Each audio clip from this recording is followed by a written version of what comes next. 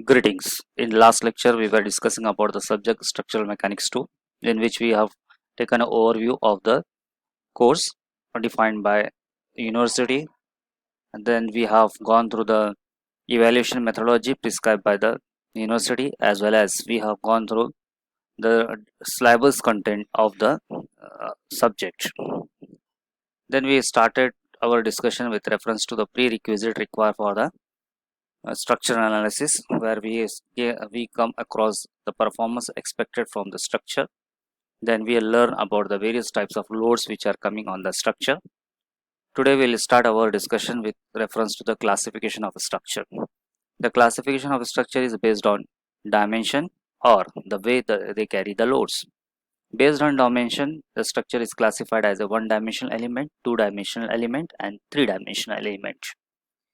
One-dimensional element, say length is very large compared to the other two dimension. Means what? Here we are going to neglect the effects of the forces along the other two dimension. Only one dimension is being under consideration. For example, in case of a beam, we consider the effect of load along the longitudinal length, and we assume that beam is subjected to flexural load only. That's why we neglect the forces, stresses, strains which are coming across the cross section of the beam. In the same way, frames, trusses. In case of trusses, we assume that the truss members are axially tension member. We neglect the stresses which are developing across the cross section. We consider that the force is concentrated along the centroidal axis. In the same way, cables, arches, and bars. These are the example of one-dimensional element. Though they are having a 3D geometry, but we are going to consider them as a line element or one-dimensional element by neglecting the effect of other two-dimensional element. Here length and breadth are large compared to the thickness. Hence here the thickness is being neglected. For example, slabs, we concentrate on the loads which are coming on the surface area of the slab, irrespective of the whatever the forces has been developed along the thickness of the member. So here we are going to take the effect of the forces, stresses along a planar geometry. Then we are going to call it as a two-dimensional structure. When in case of three-dimensional structure, all three dimensions are equally prominent. Example: foundation, retaining wall, and gravity dams, where we consider the effect of all forces on all three mutual direction. Based on the way they carry the loads, the structure is classified as a beams. Beams carry their loads by developing bending moment and shear force at different section. So here we consider that a beam is being subjected to a load. Predominantly they are the flexural load, thereby developing the bending moment across the span as well as the shear across the length of the section. In case of trusses, we consider trusses as a axial forces, axially loaded element, which carries only the axial force. Either it may be axial tension or either it may be axial compression. When we talk about the plane grid, in case of plane grid, we consider the plane grid is going to be subject towards the bending moment and shear and twisting also. So here the members may be subjected to the bending based on the geometry. It may have a location of what we say twisting action along the planar geometry. In case of arch, we consider they are the predominantly subjected to the bending moment, radial shear, and normal thrust across the cross section. We consider that as a thin line element having a profile, arch profile. Okay, next to that there is a cable. In case of cables, we consider the members are subjected to only axial tension only. So they are predominantly carrying tensile forces. Thin plates, we are going to consider these thin plates are subjected to the bending and twisting. Here the bending will be along the surface area, whereas the corner it will be subjected to the twisting forces. Next category is the thin shells. In that mainly they are going to subjected to the membrane stresses. The curvature of the body is and the thrust which are going to apply across the thickness is going to consider. We call that type of section as a thin shell section. Let's move towards the discussion on types of supports. We have roller, hinge, fixed, elastic, and guided supports. Why we provide this support? These supports provide the restraining and constants to the structure. Restraining condition and constant to the structure. For example, in case of roller support, it restrains the displacement along the normal towards the plane on which roller is going to move. If it is perfectly horizontal, it may have a normal here restraint along the displacement along the normal direction with reference to vertical axis. When it is inclined, then it will have a normal thrust with reference to the inclined surface. Now it also provides some forces. It also develop some constant condition, like it develops one reactive forces which is normal to the plane on which the roller is moving. Okay, that is we call as a normal thrust. In case of hinges, in hinge it restrains the linear displacement in any direction. Linear displacement in any direction means if we are having 2D geometry, so we will have two planes here, x plane and y plane. So it will not allow the linear displacement of this body in x and y, thereby it will restrain. In similar way, it will provide two numbers of the forces, one normal to the plane and one parallel to the plane, means here one vertical and one horizontal if we consider two-dimensional geometry here. In case of fixed support, uh, it will restrain the displacement along linear as well as angular direction, means it will neither allow the member to move in the respective axis linear direction, as well as it will not allow the member to rotate along its axis. Okay, thereby it's going to develop a three reaction forces here. Let us say these reactive forces are Rx, Ry and Mx in reference to the 2D plane. Rx with reference to x direction, Ry with reference to y direction, and movement along any of the direction should be M. Elastic here the support is being put on a predefined stiffness member. Let us say here the spring is there. It will have predefined capability to get deformed. Okay, that's why it will have partial restraining of the linear displacement.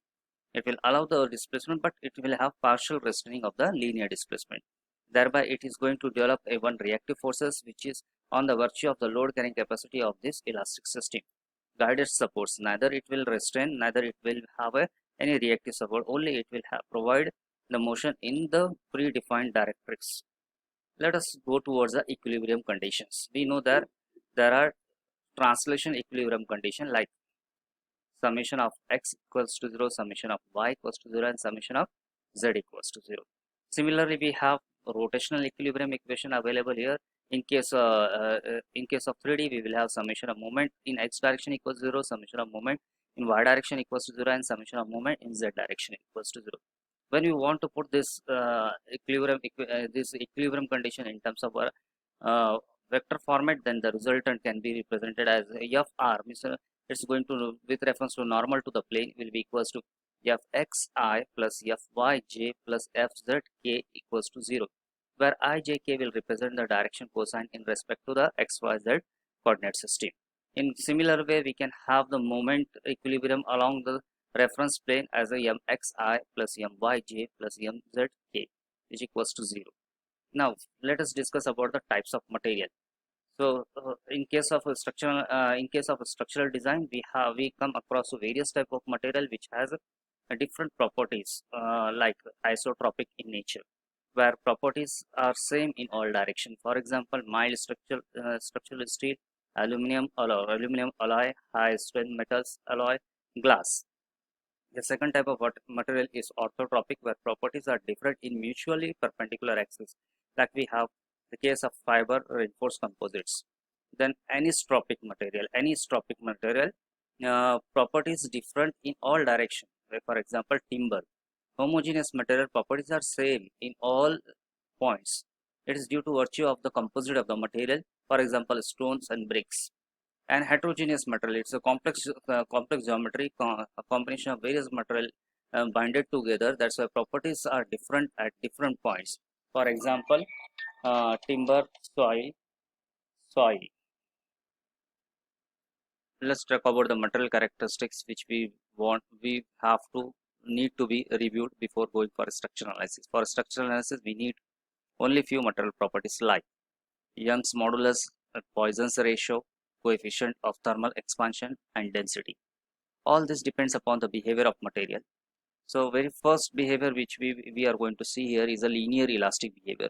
What's the meaning of linear elastic behavior? Here there is a proportionality between the applied stress and applied load versus deformation of the member.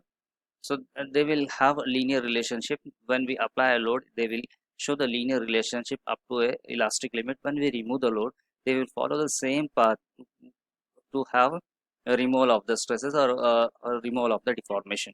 Then such a material is going to call as a linear elastic material.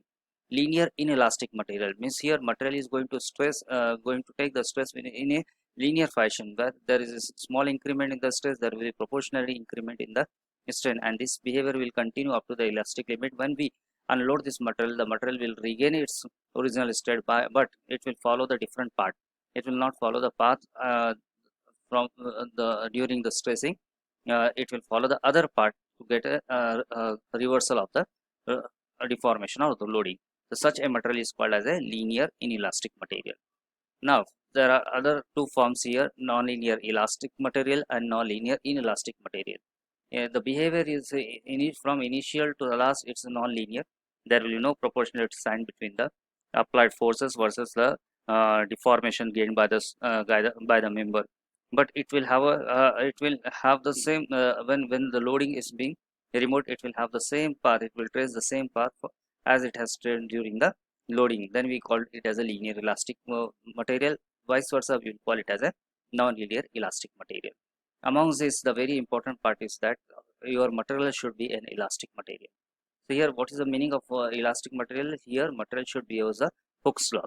So if the material doesn't behaves according to Hooke's law, then we are going to say the material gone to the plastic zone, and in the plastic zone, the properties of the material will be vulnerable. That's why if I want to stress up the material for structural analysis, I have to take the properties of the material properties in reference to the elastic nature only. Okay, let's move towards the type of internal stresses developed because of internal forces in the structural member. So here my members are subjected to various loading condition, as we have already stated. Due to this loading condition, there may be axial force developed along the section or axial force in tension or compression. Thereby it will introduce the stresses like direct tensile stress and direct compressive stress. In similar way, the material may be subjected to bending moment. This bending moment will give rise to the bending stress. This bending stress may be ideal tensile bending stress or compressive bending stress. Let us take an example of beam here. Typical example of a beam here. Here beam is subjected to point load. What will happen? The supports the beam is being loaded along the its length. That's why it will get buckled down. The bottom fiber will observe the tensile stress, whereas the top fiber of this beam will observe the compressive stresses. Okay.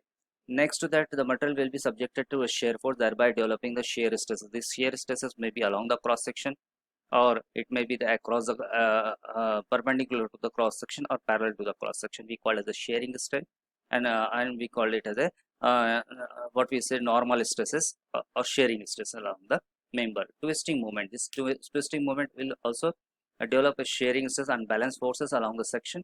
Thereby there may be a cross cut for the cross section. It depends upon the modulus of rigidity of that particular section.